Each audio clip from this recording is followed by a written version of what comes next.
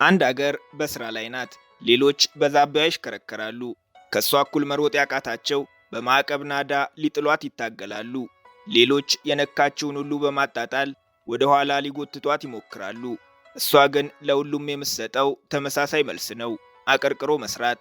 በሰው ልጅ ታሪክ ውስጥ ታይቶ የማይታወቅ አስከፊ ረሃብ የተፈጠረው በዚች አገር ነበር። በ2 ዓመት ውስጥ ብቻ 30 ሚሊዮን ልጆቿ በረሃብ ረግፈውባታል። ይህ የሆነው የዛሬ 60 ዓመት ነበር።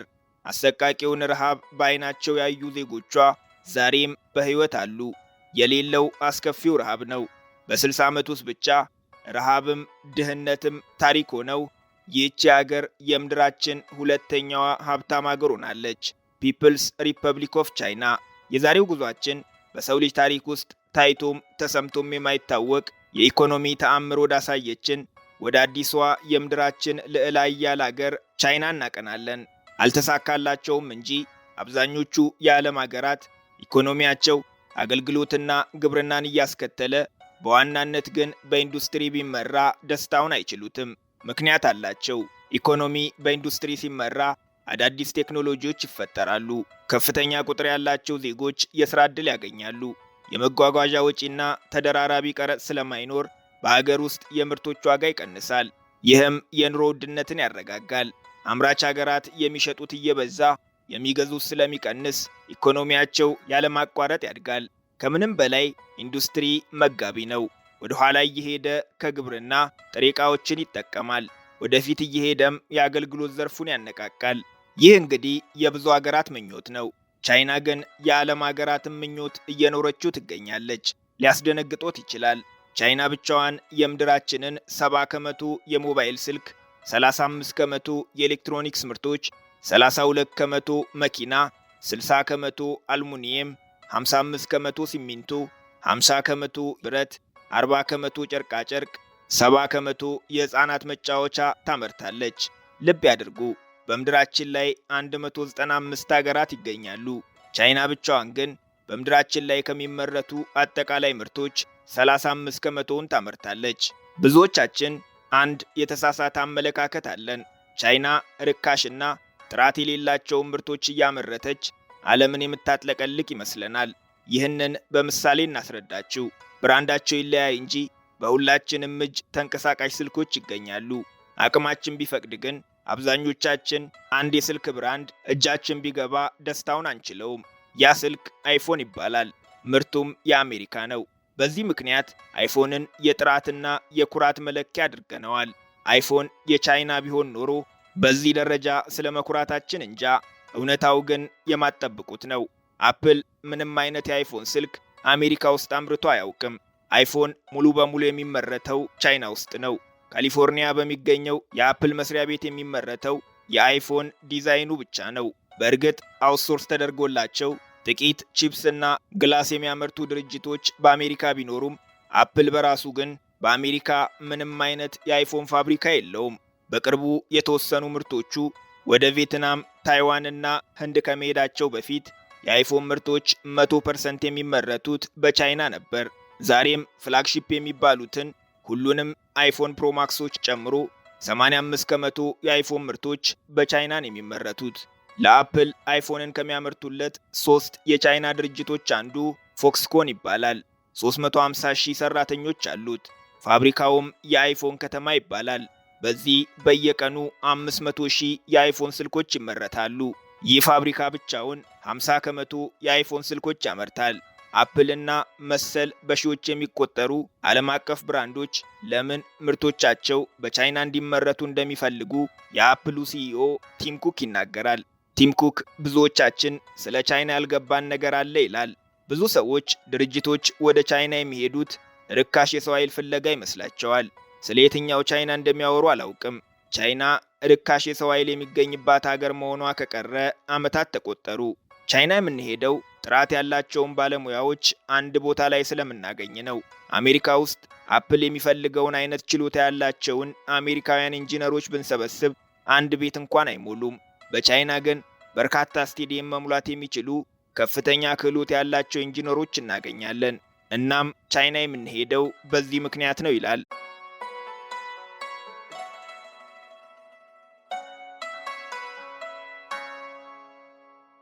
ቻይና በአርቲፊሻል ኢንተለጀንስ ከአሜሪካ ቀጥሎ በግንባር ቀደምትነት የምትጠቀስ ሀገር ናት። በቻይና ራይድ ሲጠሩ ሹፌር የሌለው መኪና ብቻውን መጥቶ ከጎኑ ገጭ ይልሎታል። በሩን ከፍተው ዘው ማለት አይቻልም። ታክሲ የጠሩበትን ስልክ ቁጥር የመጨረሻውን ዲጂት ያስገቡለታል። ውስጥ ሲገቡም ዝም ብሎ መሄድ አይቻልም። መጀመሪያ ቀበቶ እንዲያስሩ በአክብሮት ይነግሮታል። ቀጥሎም ጉዞ ሊጀምሩ ሲል ይጠይቆታል። አዎ ሲሉ ጉዞውን ይጀምራል። ታዲያ ሹፌር አልባ የትራንስፖርት አገልግሎት የሚሰጡት የኡበር ወይም የራይድ መኪኖች ብቻ አይደሉም። በሀገራችን የምንጠቀማቸው ብዙ ሰዎችን የሚይዙና በየፌርማታው የሚቆሙ ታክሲዎችም አሉ። እነዚህ ታክሲዎች በተሰመረላቸው መስመር የሚሄዱ የራሳቸው የመቆሚያ ፌርማታ ያላቸው ናቸው። እነዚህን ታክሲዎች ለመጠቀም በአፕሊኬሽን መጥራት አይጠበቅቦትም። ፌርማታው ጋር መቆም በቂ ነው። አገልግሎቱ በበርካታ የቻይና ከተሞች እየተስፋፋ ይገኛል። ታክሲ ብቻ ሳይሆን ከፍ ያለ ቁጥር ያላቸውን ተሳፋሪዎች የሚይዙ ትላልቅ ባሶችም ሹፌር አልባ የትራንስፖርት አገልግሎት መስጠት ጀምረዋል። ነሐሴ 2024 ላይ በወጣ ሪፖርት መሰረት እስካሁን 16000 የማሽከርከር ፈቃድ የተሰጣቸው ሹፌር አልባ መኪኖች በቻይና ጎዳናዎች ላይ በሥራ ላይ ይገኛሉ። አሁን ደግሞ የሱፐርማርኬቱን ቴክኖሎጂ እንመልከት። አስቤዛ ለመሸመት ሱፐርማርኬት ገቡ እንበል። በየትኛውም ዓለም ሱፐርማርኬቶች የገዙትን ዕቃ የሚይዙበት ቅርጫት ያገኛሉ። የቻይናው የሚለየው ግን እንደ ሌላው ዓለም ቅርጫቱ ዕቃ መያዣ ብቻ አይደለም። በሱፐርማርኬቱ ውስጥ የሚገኙ ዕቃዎችን በዝርዝር ያሳዩታል። ዋጋቸውንና የሚገኙበትን ቦታም ይነግሮታል። ከእርሶ የሚጠበቀው የመረጡትን ዕቃ ቅርጫቱ ላይ ከማስቀመጡ በፊት እስካን ማድረግ ብቻ ነው። ካሽሯ ጋር ሄደው ዕቃ እየዘረገፉ ሂሳብ ማስደመር አይጠበቅቦትም። ራሱ ሂሳብ ይቀበሉታል። እዚህ ከማንም ጋር ሳይገናኙ ራስዎትን አስተናግደው በገቡበት መንገድ መውጣት ይችላሉ። ማጭበርበር ግን አይቻልም። ለምሳሌ ያልከፈሉትን ዕቃ ቅርጫቱ ውስጥ ቢከቱ ቅርጫቱ ለሰከንድ አይታገሱትም። ፎቶ እያሳየ አውጥተው እስካን እንዲያደርጉ ይነግሮታል። ካላደረጉ ለሱፐርማርኬቱ ባለሙያዎች መልእክት ይልክላቸዋል። ቻይና በኮሙኒኬሽን ቴክኖሎጂም ዓለምን ትመራለች። የአውሮፓዎቹ ጀርመን፣ ስፔን፣ ጣሊያን፣ ኔዘርላንድ፣ ፖርቹጋል፣ ግሪክ፣ ኦስትሪያ፣ ፖላንድ እና ሃንጋሪን ጨምሮ አብዛኞቹ የኤዥያና የአፍሪካ ሀገራት የቻይናን 5G ቴክኖሎጂን የሚጠቀሙት። ኢትዮጵያን ጨምሮ በአፍሪካ ከሚገኙ የ4G ኔትወርኮችም 70 ከመቶውን የገነባው ሁዋዌ የሚባለው አንድ የቻይና ድርጅት ብቻ ነው። ቻይና እንኳን በግልጽ የሚታየውን ሀገራት አስበውት የማያውቁትን የራሳቸውን የጓዳ ችግር እያጠናች ለችግሮቹ መፍትሄ በመስጠት የገቢ ምንጭ ታደርገዋለች። ቀረብ እንዲልልን የራሳችንን ጉዳይ እናንሳ። እኛ ለሺህ ዓመታት በሰው ጉልበት ስንሰራ የኖርነውን የሀገር ባህል ልብስ በማሽን እያመረተች የሀገራችንን ገበያ ማጥለቅለቋ ለዚህ ማሳያ ነው። ይህ በሸማ ስራ ላይ ለሚተዳደሩ ወገኖቻችን ስጋት ቢሆንም በርካሽ ዋጋ ጥበብ መልበስ ለሚፈልጉ ገዢዎችና ለአምራቿ ቻይና ግን የማይታመን እድል ነው።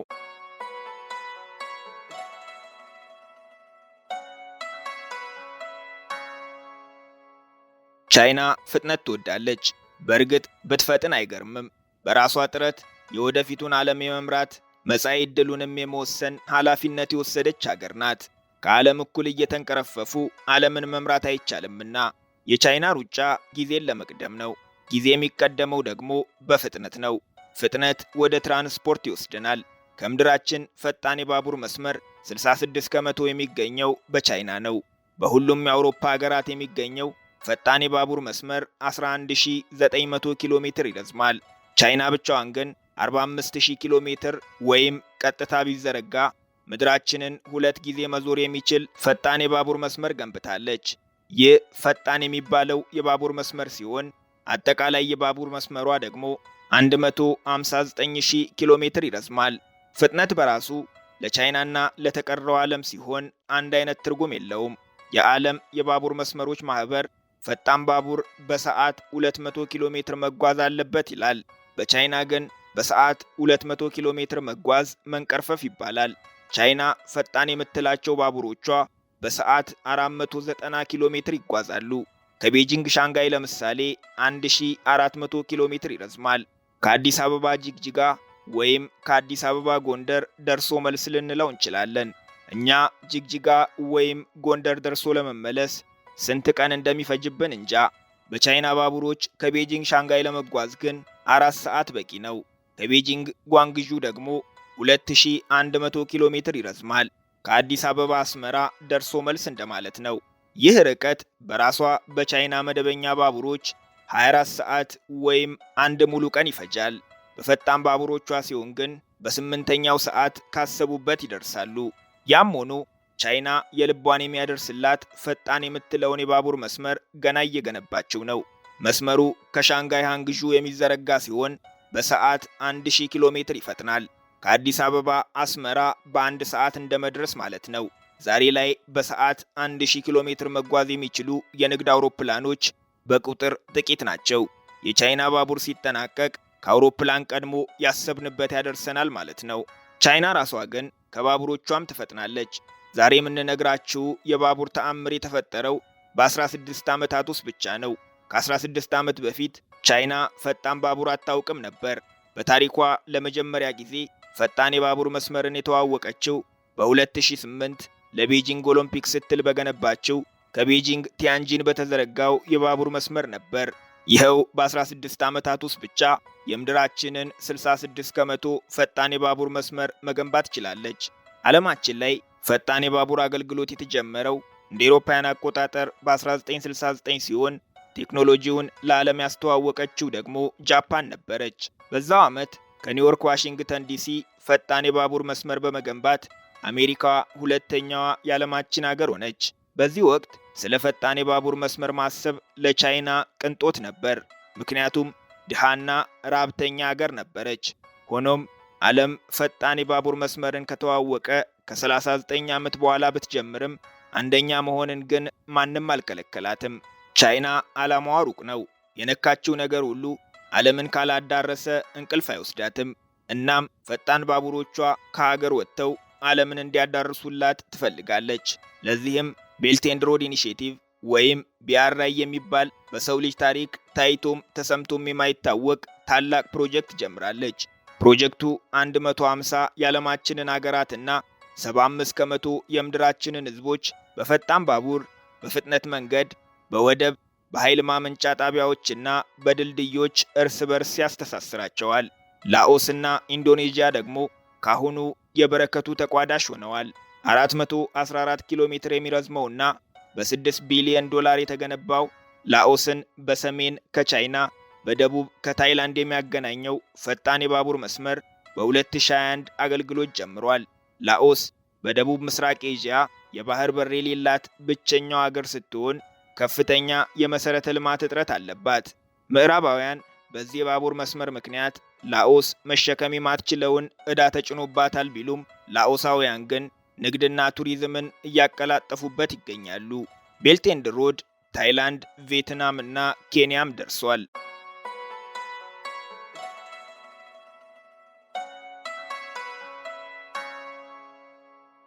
ሁሉም ቻይናውያን በመንግስታቸው ይታወቃሉ። የቀበሌ መታወቂያ ያላቸው ማለት ግን አይደለም። በአገራችን ለምሳሌ ቤት ከሌለዎት መታወቂያ አይኖሩትም። መታወቂያ ከሌለዎት ደግሞ መንግስት አያውቆትም። ከቦታ ቦታ ቢንቀሳቀሱ ጸጉረ ልውጥ እየተባሉ ሊንገላቱ ይችላሉ። ቻይና ግን ዜጎቿን የምታውቃቸው እንዲህ አይደለም።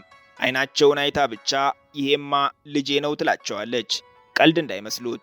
ቻይና ውስጥ የትም ቢገቡ መንግስት የሚያውቁት ፊቶንና አይኖን በማየት ነው። ለዚህ አገልግሎት የሚውሉ 700 ሚሊዮን የደህንነት ካሜራዎች በመላው አገሪቱ ተተክለዋል። ለሁለት ሰው አንድ ካሜራ እንደማለት ነው።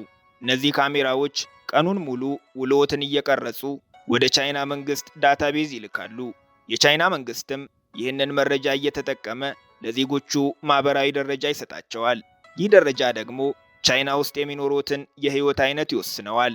ቻይና መልካም ዜጎቿን የምታበረታታበት፣ ስነ ምግባር የሌላቸውን ደግሞ የምትቀጣበት ሶሻል ክሬዲት ስኮር የሚባል ስርዓት አላት። ስርዓቱ ከአሜሪካው ፋይኮ ስኮር ወይም ክሬዲት ስኮር ጋር ይመሳሰላል።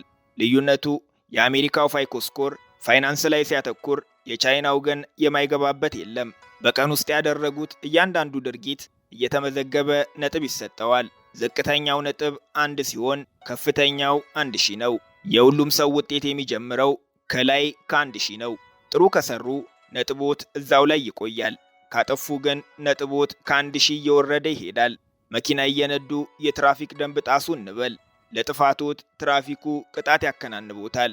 ጣጣው ግን እዚህ አያበቃም። ጥፋቶትን የተመለከተው ካሜራ ድርጊቶትን ልቅም አድርጎ ለመረጃ ማዕከሉ ሹክ ይለዋል። የመረጃ ማዕከሉ ደግሞ በስሞት ተርታ ከሚገኘው ውጤቶት ላይ የጥፋቶን ያክል ነጥብ ይቀንሳል። ከባንክ የተበደሩትን ገንዘብ በጊዜው ካልመለሱ ያመኑትን ባንክ አደራ ይበሉ እምነት የማይጣልበት ሰው ሆነዋልና ነጥብ ይቀነስቦታል። ዜብራ ጠብቀው የማይሻገሩ፣ አልኮል ጠጥተው የሚሰክሩ፣ ማህበራዊ ሚዲያ ላይ የሚሳደቡ፣ ያለ አግባብ የሰው ስም የሚያጠፉ፣ ከሰው ጋር የሚደባደቡ፣ የሚሰርቁ፣ በፍርድ ቤትና በፖሊስ በተደጋጋሚ ጥፋተኛ የተባሉ ዜጎች ለእያንዳንዱ ጥፋታቸው ነጥብ ይቀነስባቸዋል። የሚመዘገበው ግን ጥፋት ብቻ አይደለም። መንገድ ሲሻገሩ አቅመ ደካማ አዛውንት ወይም አካል ጉዳተኛ ወገኑን ደገፍ አድርገው ካሻገሩ ካሜራው ይህንንም ለመንግስት ይነግረዋል። ይህ በውጤቱ ላይ ከፍ ያለ ነጥብ ያስጨምራል። የወደቀ ዕቃ አግኝተው ከመለሱ፣ የተቸገሩ ሰዎች ከረዱ፣ ያለቦትን ዕዳ በጊዜ ከከፈሉ፣ የትራፊክ ሕግ ካከበሩ ነጥቦት በላይ በላዩ ይጨምራል። ይህ ነጥብ ታዲያ በዕለት ተዕለት ሕይወቶ ይመጣል። ከፍተኛ ነጥብ ካለዎት ባንክ ሄደው በቀላሉ ገንዘብ መበደር ይችላሉ። በመንግስት መስሪያ ቤቶች የአገልግሎት ቅድሚያ ይሰጦታል። ቤት ሲገዙ ወይም ሲከራዩ የታክስና የአገልግሎት ክፍያ ቅናሽ ይደረግሎታል። ጥሩ መስሪያ ቤቶች የመስራት፣ በስመጥር ዩኒቨርሲቲዎች የመማር እድልን ያገኛሉ። በተቃራኒው ውጤቱ ዝቅተኛ ከሆነ ግን አበዳሪ አያገኙም። ቤት መግዛትም ሆነ መከራየት ፈተና ይሆንቦታል። ውጤቶት በጣም ዝቅ እያለ ከሄደም አውሮፕላን መሳፈር፣ ፈጣን ባቡሮችን መጠቀም ሊከለከሉ ይችላሉ።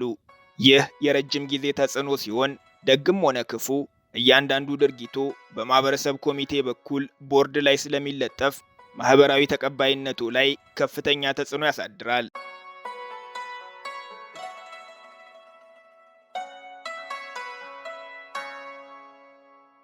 በዘመናዊው ዓለም የወረቀት ገንዘብ እየቀረ በባንክ አለኝ የሚሉትን ሀብት በስልኮ ይዞ መዞር፣ ግብይትን ሲፈጽሙም በስልኮት መክፈል እየተለመደ ነው። ሆኖም በዚህ ዘርፍ ቻይናና ሰለጠኑ የሚባሉት ሀገራት ሳይቀሩ የሰማይና የምድርን ያህል ተራርቀዋል። ቻይና የወረቀት ገንዘብ በአይኗ ካየች ዓመታት ተቆጠሩ። ኤቲኤም ብሎ ነገር የለም። በብዙ ቦታዎች ክሬዲት ካርድም አይሰራም። ካሽለስ ሶሳይቲ እዚህ ሕይወት እንጂ ስብከት አይደለም። ቻይና የምትቸገረው ከተቀረው ዓለም ለጉብኝት የሚመጡ ሰዎች በሀገራቸው እንደለመዱት ሁሉንም ነገር በጥሬ ገንዘብ ወይም በካርድ ካልገዛን በማለታቸው ነው። ይህንን ችግር ለመቅረፍም መሬቷን የረገጠ ሰው ሁሉ ከካሽ ነፃ እንዲሆን ስርዓት ዘርግታ መተግበር ጀምራለች። ሌላው ዓለም ቻይና የደረሰችበት ደረጃ ለመድረስ ምናልባትም 20 ወይም 30 ዓመታት ያስፈልጉታል። ምክንያቱን እንንገራችሁ። በሀገራችን ለምሳሌ ከ40 በላይ ባንኮች ሲኖሩ ሁሉም የየራሳቸው የክፍያ መተግበሪያ አላቸው። በአንድ ባንክ ስር እንኳን ልዩነታቸው ምን እንደሆነ የማይገባውት የሞባይል ባንኪንግ፣ የዋሌት እና ሌላም ስም ያላቸው 3 እና 4 መተግበሪያዎችን ያገኛሉ። እነዚህን ሁሉ አውርዶ መጫን፣ ክፍያ ለመፈጸም የሁሉንም ፓስወርድ ማስታወስ፣ ክፍያ የሚፈጽሙለትን ግለሰብ አካውንት ማስገባት፣ ገንዘብ የተላከለት ሰው ሜሴጅ እስኪደርሰው ቆሞ መጠበቅ አሰልቺና በጥሬ ገንዘብ ከመክፈል የበለጠ ጊዜ የሚጠይቁ ናቸው። ይህ የእኛ ሀገር ችግር ብቻ እንዳይመስሉት። ወደ የትኛውም የሰለጠነው ዓለም ቢሄዱ አንድ ምርት ኦንላይን ለመግዛት ቢያንስ 3 እና 4 መተግበሪያዎችን መክፈት ይጠበቅቦታል። ቻይና ውስጥ ግን ይህ ሁሉ የራስ ምታት የለም። ዊቻት የሚባል አንድ ምታታዊ መተግበሪያ ያወርዳሉ። ሕይወት ቀለለ ማለት ነው። ዊቻት ለቻይና ሁሉ ነገሯ ነው። እንደ ፌስቡክም፣ ኢንስታግራምም፣ ዩቲዩብም እንደ አማዞንም እንደ ባንክም ይጠቀሙበታል። የሚገዙትን ዕቃ ለማግኘት ሌላ መተግበሪያ አያስፈልጎትም። እዛው ዊቻት ላይ ያገኙታል። ዕቃውን ከወደዱት እዛው ዊቻት ላይ ይከፍላሉ። ከጓደኛዎት ጋር መልእክት መላላክ ቢፈልጉ ጽሑፍ፣ ፎቶና ቪዲዮ ለማጋራት እስከ 500 ሰዎችን አስገብተው ቪዲዮ ኮንፈረንስ ለማድረግ፣ ከሱፐርማርኬት ዕቃ ገዝተው ክፍያ ለመፈጸም፣ የፈለጉትን ጽሑፍ ከአንድ ቋንቋ ወደ ሌላ መተርጎም ቢፈልጉ ዊቻት የሚሳነው ነገር የለም። በዚህ ምክንያት በየወሩ 1.3 ቢሊዮን ሰዎች ይጠቀሙታል። ይህ የሆነው ግን ሀገሪቱ ቻይና በመሆኗ ነው። በምዕራቡ ዓለም አንድ መተግበሪያ ይህንን ሁሉ ሥራ መከወን ቢጀምር ገበያውን በሞኖፖል ያዘው ተብሎ ይከሰሳል። የዓለማችን ቁጥር አንዱ ቱጃር ኢሎን መስክ ኤክስ የሚባል ከዊቻት ጋር ተመሳሳይ የሆነ መተግበሪያ ለመፍጠር ከፍተኛ ጥረቶችን ቢያደርግም ዛሬም ድረስ ግን ሊሳካለት አልቻለም። በቻይና ግን ይህንን ሁሉ የሚያደርገው ቴንሴንት የሚባል አንድ ድርጅት ብቻ ነው።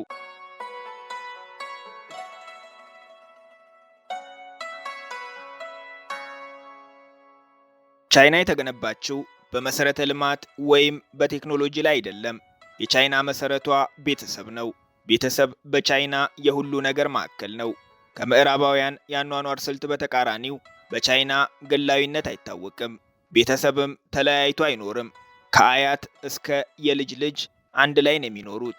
ታላላቆችን ማክበር መልካምነት ሳይሆን ግዴታ ነው። ለቤተሰብ ሰላምና አንድነት ሲባል ሁሉም የቤተሰቡ አባል ግለሰባዊ ፍላጎትና ጥቅሙን መተው፣ በከፍታም ሆነ በዝቅታ ለቤተሰቡ ታማኝነትን ማሳየት ይኖርበታል። ልጆች አዛውንቶችን የመጦር አዛውንቶችም የልጅ ልጆቻቸውን በጥንታዊው የቻይና ስነ ምግባር እያነጹ ግብረ ገብ እያስተማሩ የማሳደግ ቤተሰባዊ ኃላፊነት አለባቸው። በእርግጥ የቻይና የቤተሰብ ቁጥር እንደ ሌላው ዓለም የተለጠጠ አይደለም።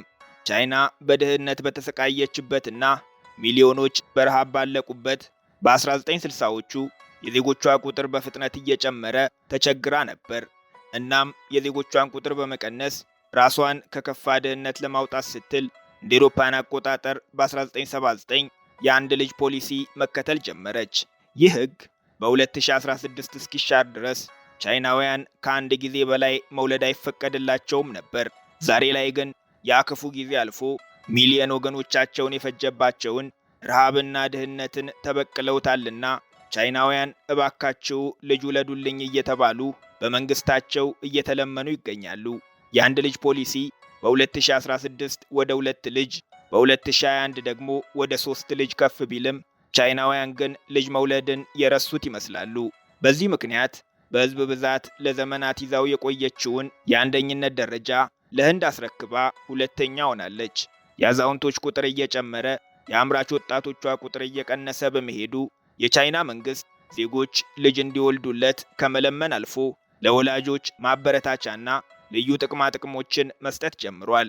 ዜጎች ልጅ ሲወልዱ የልጆች ማሳደጊያ ወጪና የትምህርት ቤት ድጎማ ይሰጣቸዋል። የግብር ቅነሳም ይደረግላቸዋል። ጓንግዡ ከተማ ለምሳሌ 3 ልጅ ለሚወልዱ ነዋሪዎቿ የገንዘብ ድጎማ መስጠት ጀምራለች። የቤት ኪራይ ድጎማ የሚያደርጉ ክልሎችም አሉ።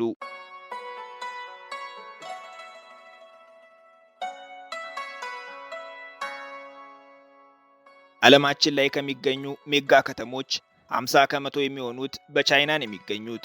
ከተሞች ነዋሪዎቻቸው ከ10 ሚሊዮን ሲበልጡ ሜጋ ከተማ ይባላሉ።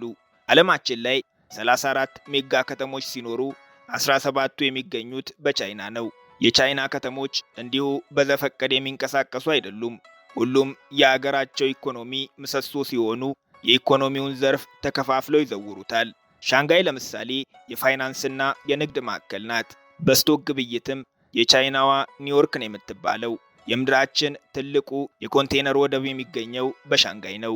በምድር ውስጥ የባቡር መስመር በጥራት ቢሉ በተደራሽነት ከዓለም የሚደርሳት ሳይሆን የሚጠጋት የለም።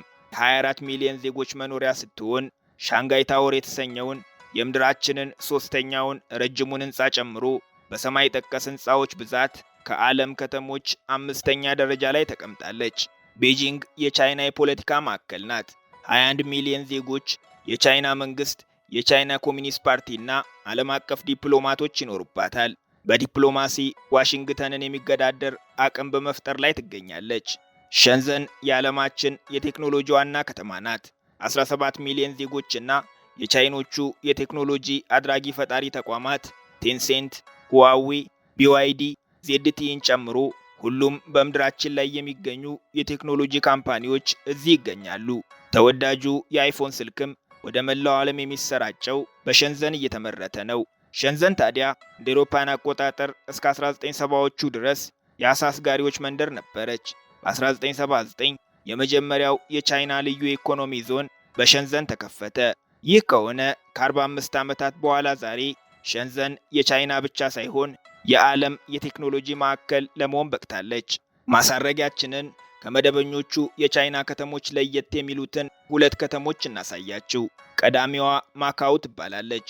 የቻይና ልዩ የአስተዳደር ግዛት ስትሆን በዜጎች የነፍስ ወከፍ ገቢ ከራሷ ከቻይና በ6 እጥፍ ትበልጣለች።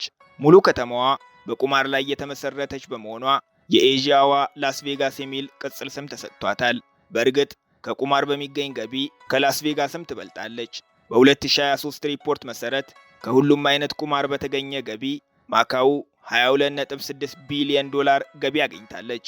የላስ ቬጋስ የተመሳሳይ ወቅት ገቢ ግን 14.5 ቢሊዮን ዶላር ነበር። ቻይና እንኳን ቁማር የተጫወተ ዜብራ ጠብቆ ያልተሻገረ ዜጋዋን እንደማትታገስ ነግረነውታል። ለማካኦ ሲሆን ግን ህጓ ይቀየራል። አንዳንዴ ሰዎች ተንፈስ የሚሉበትን ሜዳ መፍቀድም ብልህነት ነው።